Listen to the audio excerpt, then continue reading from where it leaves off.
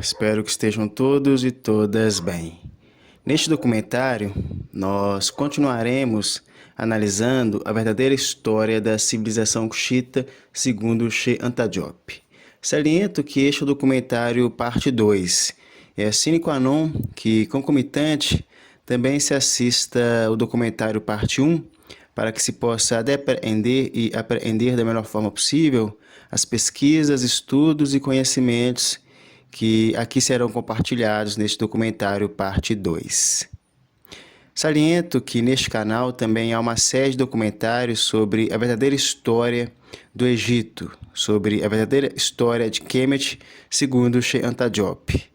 E Che Antadiop, que é um dos mais eminentes historiadores e egiptólogos do século XX, também do século XXI, e com certeza será a posteriori, nos próximos séculos, ele respalda tanto o documentário parte 1, como também este documentário parte 2. Então aqui iremos analisar citações, iremos analisar conhecimentos e pesquisas que foram compartilhados em obras produzidas pelo Dr. Che Antadiop, e também, de fato, iremos analisar obras de outros autores que sistematizaram e pesquisaram o tema que estamos aqui propostos a estudar. Tudo bem?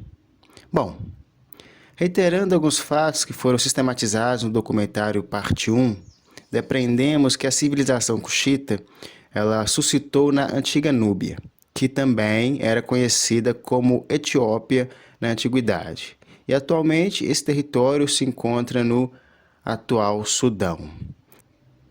Também sistematizamos que Kush era um império preto, assim como também a sua civilização irmã, Kemet, o Egito, era uma civilização preta. E Che Antadiop, a partir de suas pesquisas, corroborou este fato cientificamente. Bom, vamos analisar agora uma citação que Che Antadiop compartilha conosco no seu livro A Origem Africana da Civilização. Guerra com a Assíria explodiu sobre a Palestina. Comandado por Taharqa, filho mais novo de Pianki, o exército egípcio invadiu a Ásia e marchou contra as forças de Senaqueribe. O Tiraka bíblico, citado no segundo livro dos Reis, capítulo 19, versículo 9, e também citado no livro de Isaías, capítulo 37, versículo 9. Bom, a partir dessa citação, podemos depreender que eclodiu uma guerra na Palestina e o faraó Kushita, Taharqa, ele marchou até essa terra contra o exército assírio. Segundo Che Antadiop, o que aconteceu de fato foi que Taharqa marchou até a Palestina para salvar Luli, que era rei de Tiro, e também salvar Ezequias, que era o rei de Judá. E desse modo, Taharqa ele marcha até a Palestina para salvar esses reis e evitar que eles fossem dominados por Senaqueribe. E Senaqueribe ele era o rei da Assíria. E nessa guerra, o faraó Kushita, Taharqa, ele venceu os assírios e expandiu seu poder e influência na Palestina. Mas, de fato, os assírios ainda continuaram sendo uma ameaça a Kemet, o Egito, e também continuaram sendo uma ameaça ao Império Kushita. Bom, vamos analisar a imagem que está na capa do livro História Geral da África, África Antiga, volume 2, onde tem estampada a foto do rosto do faraó Kushita Taharqa. Então, essa é a capa, né, do livro História Geral da África, África Antiga, volume 2, e a capa do livro ela é estampada com a foto-rosto de uma das esculturas do faraó Kushita Taharqa. Lembrando que Che Antadiop ele escreveu o capítulo 1 deste livro, Tudo bem? E agora vamos analisar a próxima imagem que está compartilhada no livro A Origem Africana da Civilização. Bom, nesta imagem nós temos o faraó Taraka e ele é citado na Bíblia e ele é citado em determinados capítulos e versículos como o faraó Taraka, rei da Etiópia. Aproveitando o ensejo, vamos analisar breve didaticamente estes capítulos e versículos bíblicos citados por Shanta Diop em seu livro A Origem Africana da Civilização. Bom, vamos analisar a citação que Shanta Diop compartilha conosco, que está no segundo livro dos Reis, capítulo 19, versículo 9. O rei ouviu dizer de Taraka, rei da Etiópia: ele acaba de sair para combater contra ti. Senaqueribe mandou novamente mensageiros a Ezequias para dizer-lhe: isto direis a Ezequias, rei de Judá: não te deixes enganar pelo Deus no qual puseste a tua confiança, pensando que Jerusalém não será entregue nas mãos do rei da Síria. Ouviste contar como os reis da Síria trataram todos os países e como os devastaram? Só tu, pois, haverias de escapar? Bom, então esta é a citação que Shanta Diop compartilha conosco, que está na Bíblia Sagrada, no livro 2, no segundo livro dos Reis, no capítulo 19, versículo 9. Agora vamos analisar a segunda citação que Shanta Diop compartilha conosco, que está no livro de Isaías, capítulo 37, versículo 9. O rei recebeu a seguinte informação a respeito de Taraka, rei da Etiópia. Ele acaba de pôr-se em marcha para fazer-te guerra. Senaqueribe enviou então mensageiros a Ezequias, dizendo-lhes: eis o que direis a Ezequias, rei de Judá: não te deixes enganar pelo Deus em que tu confias, pensando que Jerusalém não será entregue às mãos do rei da Síria.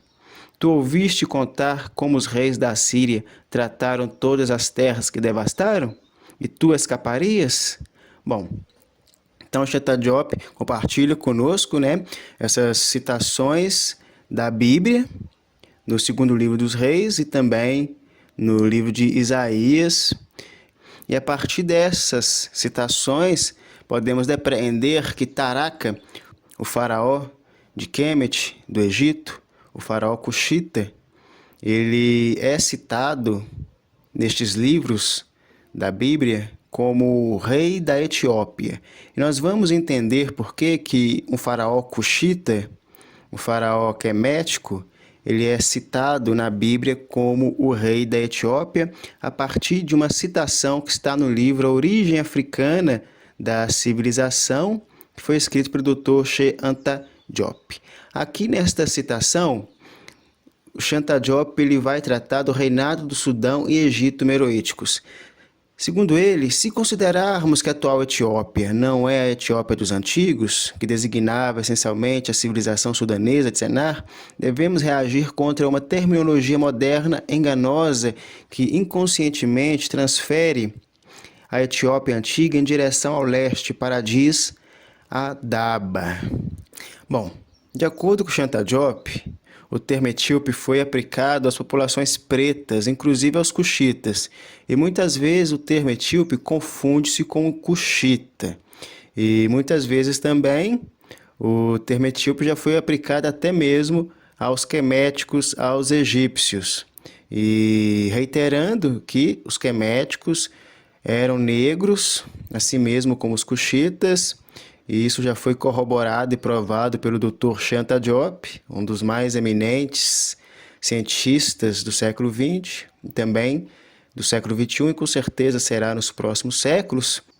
E segundo Shanta Diop, após a dominação dos povos de pele branca no continente africano, inicialmente dominando a parte norte da África, com civilizações como Iquisos, líbios, assírios, persas, gregos e romanos antes de Cristo, e depois de Cristo, com civilizações como Portugal, Espanha, Inglaterra, França, o território africano ele foi reconfigurado e dominado e também denominado de acordo com os invasores.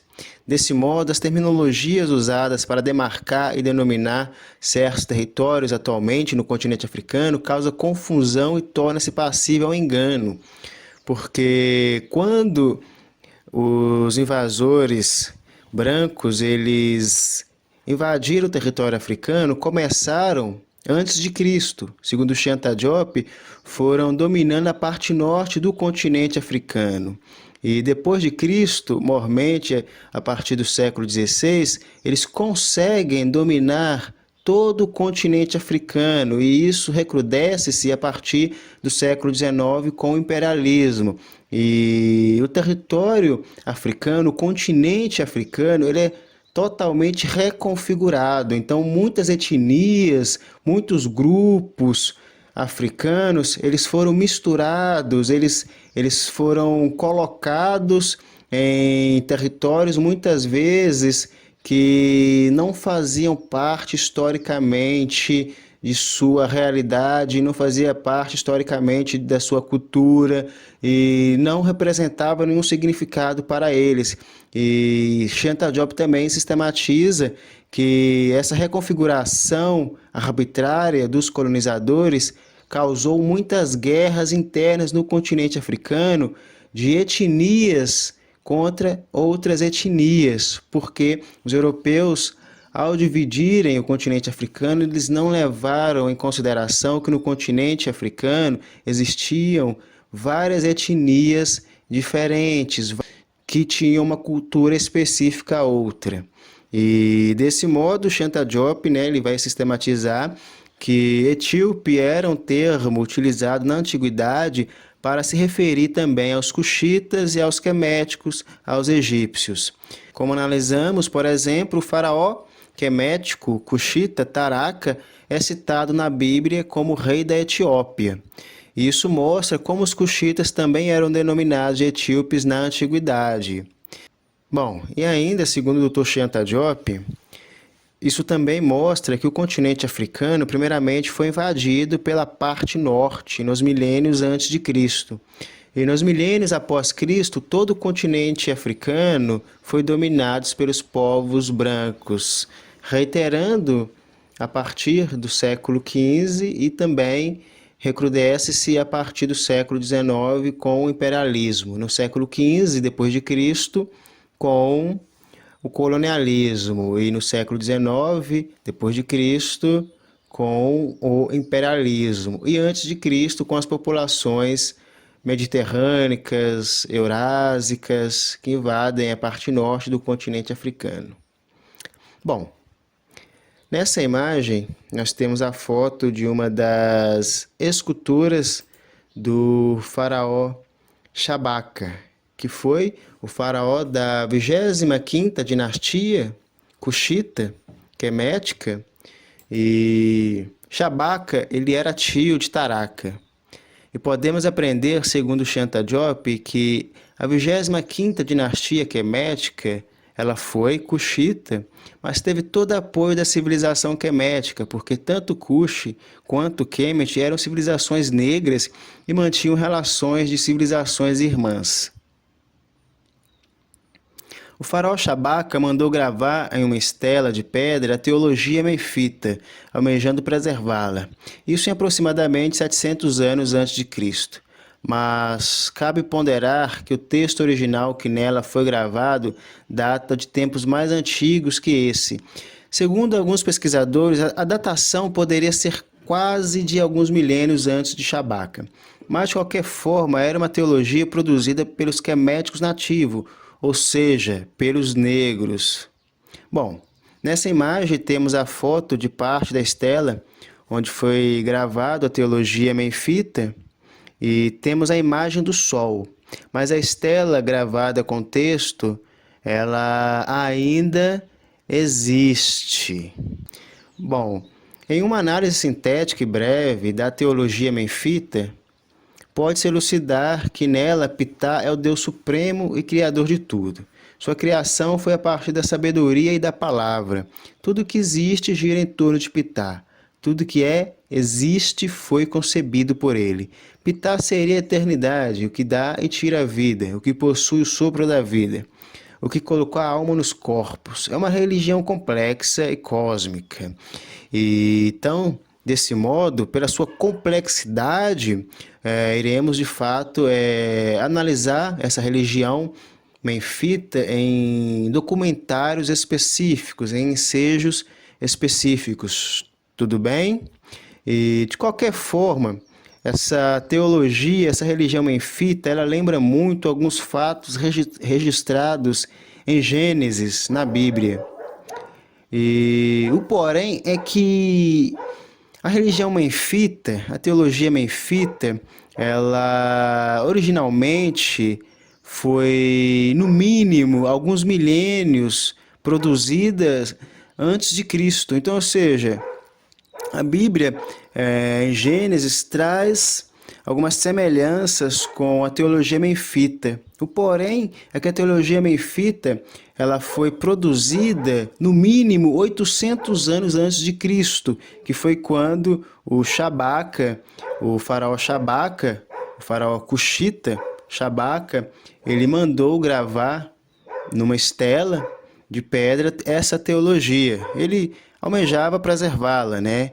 E desse modo, alguns pesquisadores vão analisar essa semelhança e vão refletir sobre o tempo que essa teologia menfita, essa religião menfita, ela foi sistematizada e alguns séculos depois suscita a Bíblia e em Gênesis há uma semelhança muito exacerbada com a teologia menfita.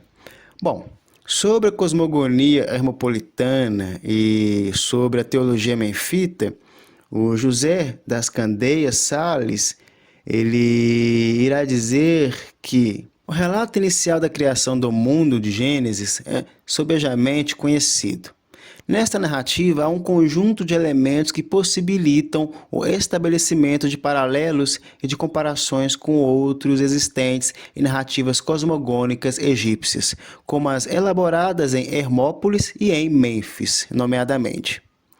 As cosmogêneses hermopolitana e menfita, organizadas em torno da existência e ação de uma ogdóade de deuses, 4 casais ou forças dinâmicas do mundo não criado.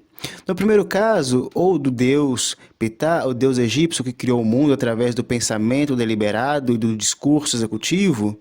No segundo, com modelos narrativos distintos entre si, apresentam, porém, uma concepção e uma descrição do mundo pré-cósmico e cósmico que ocorra de alguma forma no Gênesis. Sem pretendermos estabelecer causalidades forçadas ou mesmo inexistentes, procuraremos refletir sobre os momentos criacionais mencionados nesses textos e sobre a linguagem usada nas narrativas em causa para descrever os atos demiúrgicos envolvidos e as suas consequências, e ao mesmo tempo sobre a importância e profundidade do pensamento religioso do Antigo Egito. É um texto. Aliás, é um artigo do José das Candeias Sales e ele vai analisar, como já sistematizamos aqui nesse resumo, a teologia menfita, também vai analisar a cosmogonia hermopolitana e as semelhanças com o livro de Gênesis. E podemos sistematizar que há uma semelhança recrudescida entre uma teologia, uma religião que já existia alguns milênios antes do cristianismo, antes da Bíblia, e após a Bíblia ter-se um texto que lembra muito o que foi produzido alguns milênios atrás. Então, há pesquisadores que vão refletir, que vão sistematizar essa questão. Em 712, Shabaca ascendeu ao trono do Egito, após expulsar Bocores, ou usurpador. O entusiástico acolhimento concedido a ele pelo povo egípcio, que o viram como o regenerador da tradição ancestral, atesta mais uma vez em favor daquele parentesco original entre egípcios e etíopes negros. A Etiópia e o interior africano sempre foram considerados pelos egípcios como a Terra Santa, de onde seus antepassados tinham vindo. Esta passagem de Cherubini indica a reação dos egípcios ao advento da dinastia preta da terra de Cush, ou Sudão.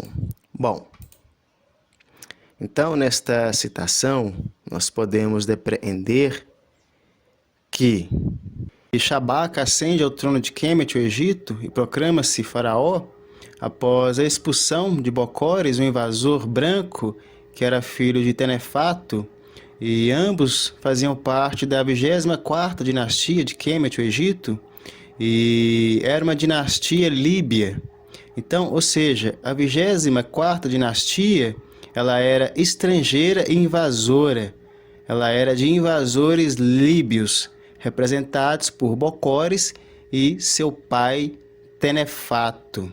Eles dominaram Kemet, o Egito, por 17 anos, a partir da cidade de Sais. E nessa região da cidade de Sais, que ficava ao norte de Kemet, aconteceram diversas revoltas e rebeliões que estavam relacionadas com os senhores feudais líbios que estavam questionando o poder da autoridade faraônica, quemética, egípcia, e esses senhores feudais líbios, eles traíram os queméticos e usurparam o poder, forjando ali a 24ª dinastia. E essa dinastia invasora, líbia, só foi extinta quando os queméticos vão pedir ajuda aos cuxitas para poderem expulsar os líbios e poderem ter novamente o território quemético, o território cuxita, como território preto.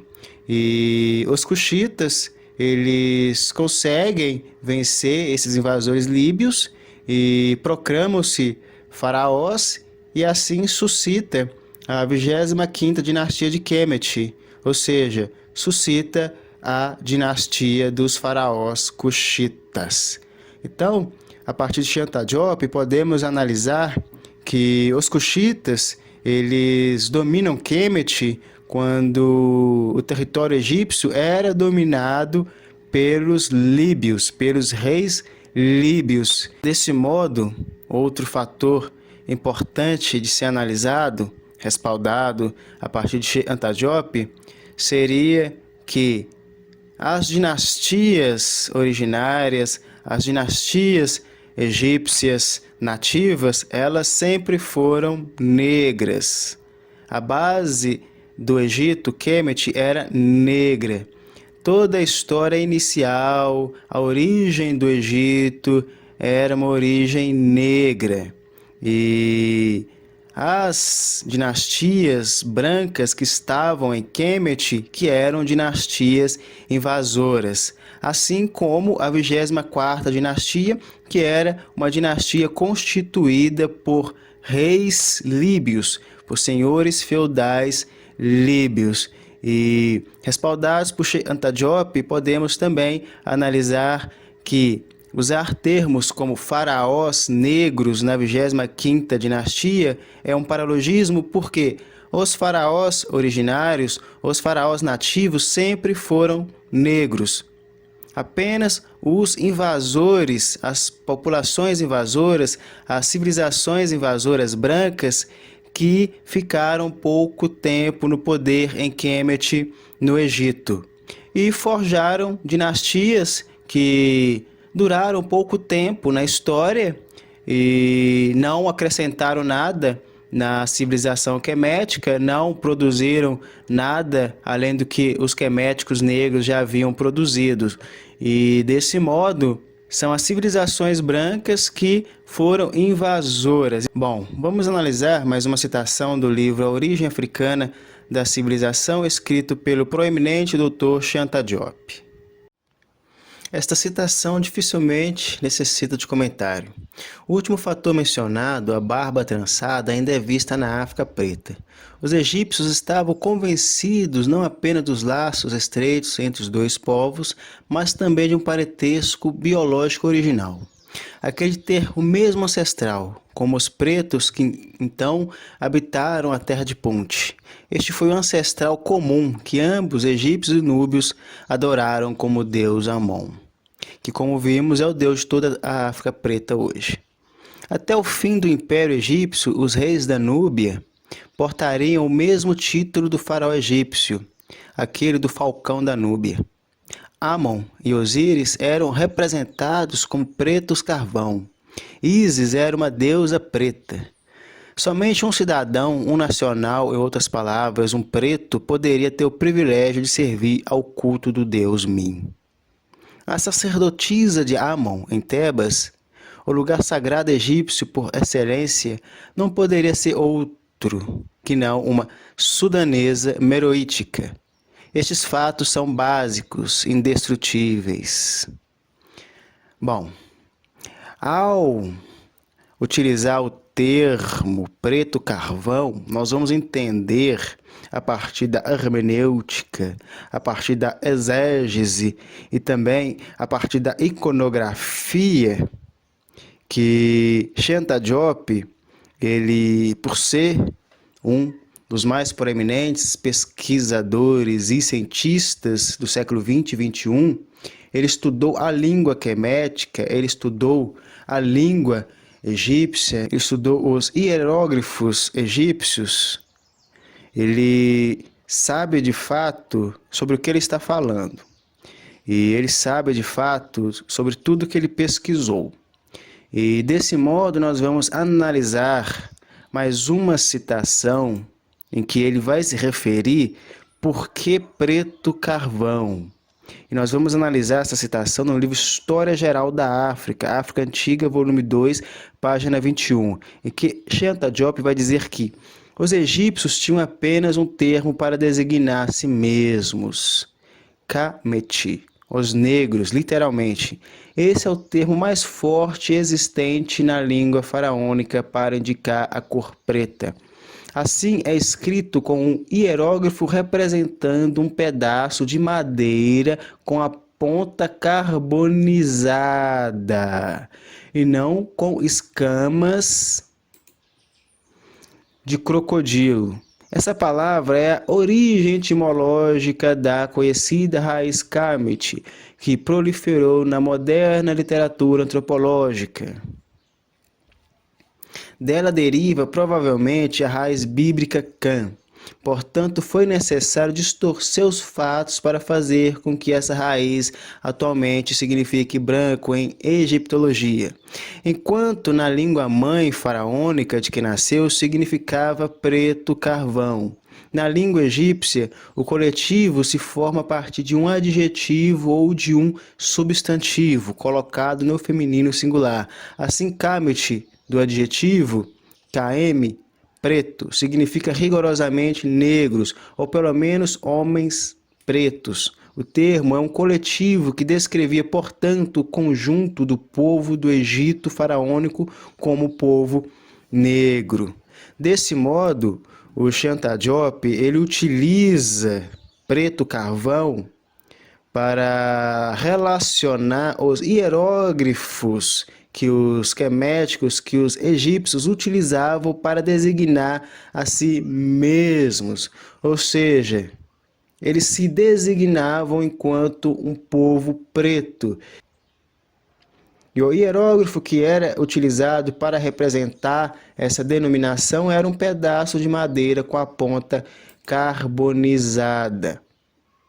E, de acordo com Shanta Diop, em relação ao termo preto carvão, podemos também depreender que os queméticos, os egípcios, eles tinham, de fato, um termo para designar a si mesmos. E que esse termo era o hieróglifo que designava a cor preta, que era um pedaço de madeira com a ponta carbonizada. Então, desse modo, Kamet significa terra preta, povo preto. E Shanta Diop também era um pesquisador da linguística, ele estudou os hieróglifos queméticos egípcios e constatou este fato, como também ele constatou que os ocidentais, que os europeus, eles estavam deturpando vários fatos. Tudo bem? Bom, o Dr. Shanta Diop, ele ainda vai sistematizar que a barba trançada dos faraós queméticos e cuxitas e também de alguns deuses queméticos possui relação até hoje com comunidades africanas que usam esse estilo de barba. E podemos depreender que na antiguidade os faraós, eles não eram barbudos como os povos brancos. Eles usavam uma espécie de cavanhaque entrelaçado ou eram totalmente sem barba, mostrando novamente sua origem negra. Bom, vamos observar, vamos analisar hermeneuticamente, exegeticamente e também respaldados pela iconografia algumas imagens, algumas fotos. Tudo bem? Aqui nós temos a foto do deus Osíris e está destacada a barba, que assemelha-se também a uma espécie de cavanhaque do deus Osíris. Como podemos ver, ela é esticada, ela é entrelaçada para baixo. E vamos analisar mais uma imagem. Aqui também, da mesma forma destacada, nós temos que essa barba, essa espécie de cavanhaque, também está entrelaçada para baixo. Aqui nós temos o faraó Taraka e ele não tem barba. Podemos analisar que o seu rosto, ele é um rosto sem barba. Podemos agora também analisar a imagem, a foto da escultura do primeiro faraó de Kemet, do Egito, que era o Narmer. E podemos ver que é um rosto também sem barba. E agora vamos analisar algumas imagens dos brancos, dos povos indo-europeus. Bom, aqui nitidamente nós podemos analisar a diferença de barbas. Podemos analisar que é de fato uma barba e que é de fato também bem diferente dos faraós queméticos, dos faraós que construíram as pirâmides, dos primeiros habitantes do território que hoje se chama Egito. É totalmente diferente. E podemos analisar os que têm barba e também podemos analisar os que não têm barba. São fenótipos totalmente diferentes. Tanto o cabelo, totalmente diferente, a barba, o nariz. Então, são fenótipos totalmente diferentes. O Dr. Shanta Diop, ele vai fazer essa análise fenotípica, ele vai constatar a diferença fenotípica explícita, escancarada que existe entre os egípcios, os queméticos, os povos que construíram as pirâmides e os povos que depois invadiram o território quemético, depois invadiram o território egípcio e usurparam tudo que os nativos haviam construído e produzido. Agora vamos analisar mais uma imagem compartilhada pelo Dr. Shanta Diop. E aqui nós temos os semitas. Ao analisarmos as barbas dos semitas, o cabelo dos semitas, em si o fenótipo dos semitas são totalmente diferentes do fenótipo dos queméticos, dos egípcios e também dos cuxitas, consequentemente dos cuxitas, porque, segundo Shanta Diop, os cuxitas e os queméticos, eles tinham o mesmo fenótipo, eles eram negros. Então, Shanta Diop, ele compartilha conosco estes fatos que, segundo ele, são fatos inegáveis. Não há possibilidade de refutar estes fatos, a não ser a partir de paralogismos, a partir de uma certa desonestidade intelectual. Então, desse modo, ao analisar o fenótipo, ao analisar a barba entrelaçada, por exemplo, o Dr. Shanta Diop ele vai constatar estes fatos que existem diferenças entre os povos nativos de Kemet, o Egito, os primeiros povos, os povos que construíram as pirâmides, que desenvolveram a cultura quemética egípcia, e os povos que tardiamente invadiram Kemet, o Egito. E o Dr. Shanta Diop também irá analisar que os queméticos e os cuxitas tinham uma origem, e essa origem era uma origem comum. Então, ou seja, os queméticos e os cuxitas, eles eram povos que estavam conectados fenotipicamente e também dividiam a mesma cultura, a mesma religião, e em si eles dividiam também a mesma perspectiva de mundo, material e espiritual.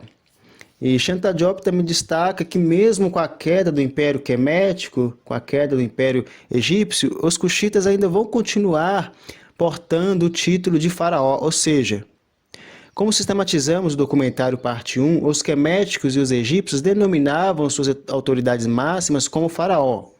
E mesmo quando Kemet, o Egito, ela é dominada pelas populações, pelas civilizações brancas, Kush ainda resiste e utiliza o título de faraó para denominar sua autoridade máxima. Bom, continuando nossa análise sobre algumas citações do livro A Origem Africana da Civilização, do Dr. Shanta Diop, referente às maiores civilizações clássicas da Antiguidade, aqui destacando a civilização cuxita, podemos depreender que, assim, a Núbia parece estar muito proximamente aparentada ao Egito e o resto da África Preta. Ela parece ser o ponto de partida de ambas civilizações, portanto, não nos espanta hoje encontrar muitas características civilizatórias comuns à Núbia, cujo reino durou até a ocupação britânica, e o restante da África Preta. Logo após o fim da Antiguidade, Egito, Núbia, ou seja, Cuxita e Quemética e Cuxita, o Império de Gana elevou-se como um meteoro da foz do Níger até o rio Senegal. Por volta do terceiro século depois de Cristo, vista dessa perspectiva, a história africana prosseguiu sem interrupção. As primeiras dinastias núbias foram prolongadas pelas dinastias egípcias até a ocupação do Egito pelos indo-europeus, começando no quinto século a.C. A Núbia permaneceu a única fonte de cultura e civilização até por volta do sexto século depois de Cristo. E então, Gana apossou-se da tocha do século VI até 1240, quando a capital foi destruída por Sandata Keita. Bom, então nesta citação, Shanta Diop, ele vai sistematizar que a história das civilizações clássicas africanas são longas e duradouras, como Kush, Kemet e Ashum, na era clássica, na era antiga, e como o Império de Gana, de Mali e do Congo, no Renascimento africano, na África renascentista. E desse modo podemos aprender, respaldados pelo eminente Dr. Shanta Diop, que a civilização cuxita foi uma das mais importantes para a história da humanidade e que a cultura, religião, artes e ciências ainda permeiam a nossa realidade.